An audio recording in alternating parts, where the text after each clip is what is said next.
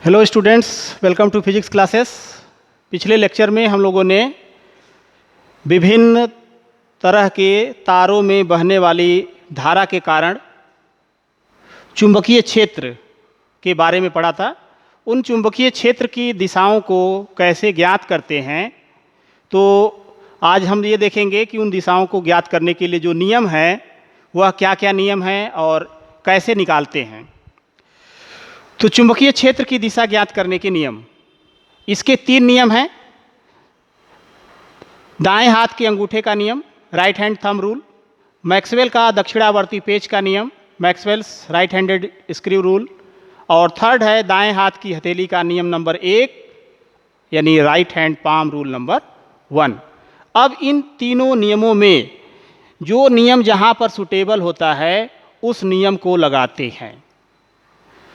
तो पहला है दाएं हाथ के अंगूठे का नियम।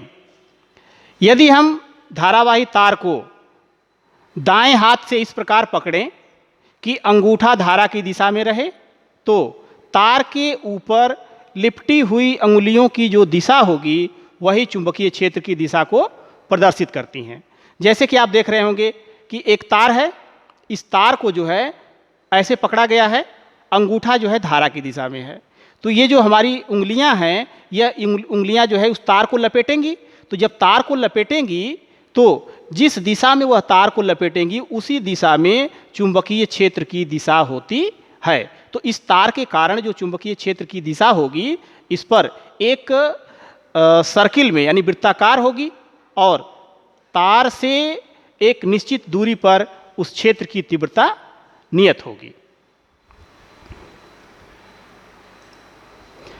मैक्सवेल का दक्षिणावर्ती पेच का नियम।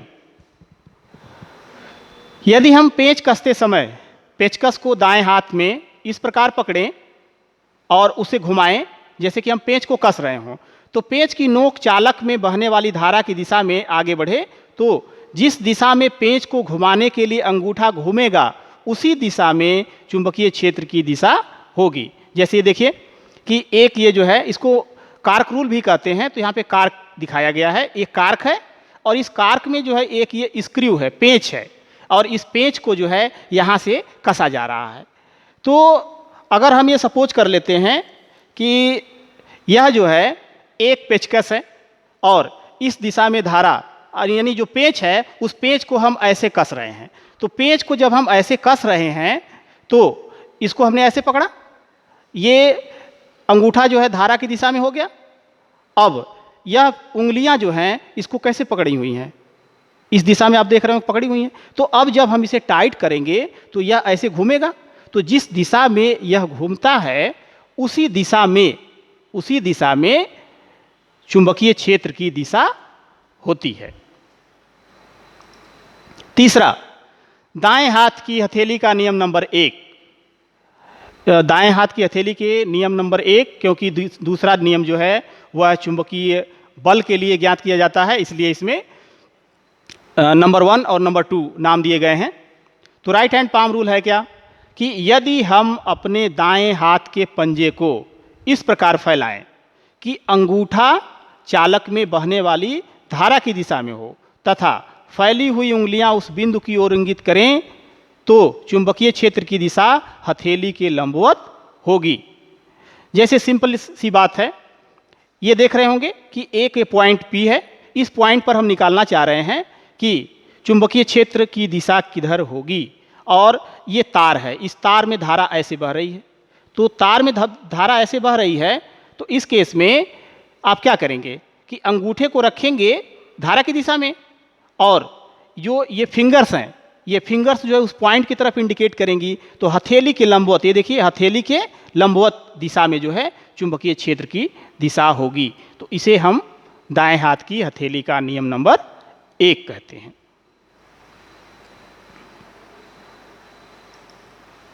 इसी तरह जो धारावाही चालक हैं, चालक को जब चुंबकीय क्षेत्र में, बाह्य चुंबकीय क्षेत्र में रखा जाता है तो उस पर भी जो है चुंबकीय बल लगता है, और इस चुंबकीय बल की दिशा भी ज्ञात की जाती है। तो इन बल की दिशाओं को ज्ञात करने के लिए ये 2 नियम हैं। दाएं हाथ की हथेली का नियम number 2 right hand palm rule number 2 and second Fleming के बाएं हाथ का नियम, फ्लेमिंग्स लेफ्ट हैंड रूल। तो आइए देखते हैं दाएं हाथ का नियम। दाएं हाथ की हथेली का नियम नंबर 2, यदि हम अपने दाएं हाथ का पंजा पूरा फैलाकर इस प्रकार रखें कि अंगूठा धारा की दिशा में तथा फैली हुई उंगलियां बाह्य चुंबकीय क्षेत्र की दिशा में हों, तो चालक पर लगने वाला चुंबकीय बल हथेली के लंबवत धक्का देने की दिशा में होगा। जैसा कि ये देख रहे होंगे कि धारा की दिशा इधर है आई, और ये जो फिंगर्स हैं ये फिंगर जो है बी की तरफ हैं, तो इस हथेली के लंबवत लगने वाले चुंबकीय बल की दिशा होगी। फ्लेमिंग के बाएं हाथ का नियम, फ्लेमिंग्स लेफ्ट हैंड रूल। यह रूल क्या कहता है, देखिए, यदि हम अपने बाएं हाथ के अंगूठे तथा उसके पास वाली दोनों उंगलियों को इस प्रकार फैलाएं कि तीनों एक दूसरे के लंबवत हों, यदि प्रथम उंगली से मतलब है तर्जनी उंगली चुंबकीय क्षेत्र की दिशा और बीच वाली उंगली यानी सेंट्रल फिंगर धारा आई की दिशा बताए, तो अंगूठा चालक पर लगने वाले बल की दिशा बताएगा।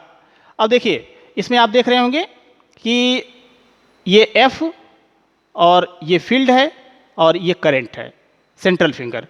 इसको आप यहाँ फिगर से देखें, अंगूठा किसकी दिशा बताएगा, बल की। तो सबसे पहले तो हम चुंबकीय क्षेत्र की दिशा में अपने इस तर्जनी उंगली को रखते हैं और धारा की दिशा में इस मध्यमा उंगली को रखते हैं। तो अंगूठा जिस दिशा में होगा उस दिशा में चालक पर लगने वाले बल की दिशा होगी। इसीलिए याद रखने के तरीके से हम इसे फादर मदर चाइल्ड भी कहते हैं। एफ से हो गया फोर्स, एम मैग्नेटिक फील्ड और सी करंट। तो इस तरह से याद रखने के लिए इसे आप ऐसे भी याद रख सकते हैं।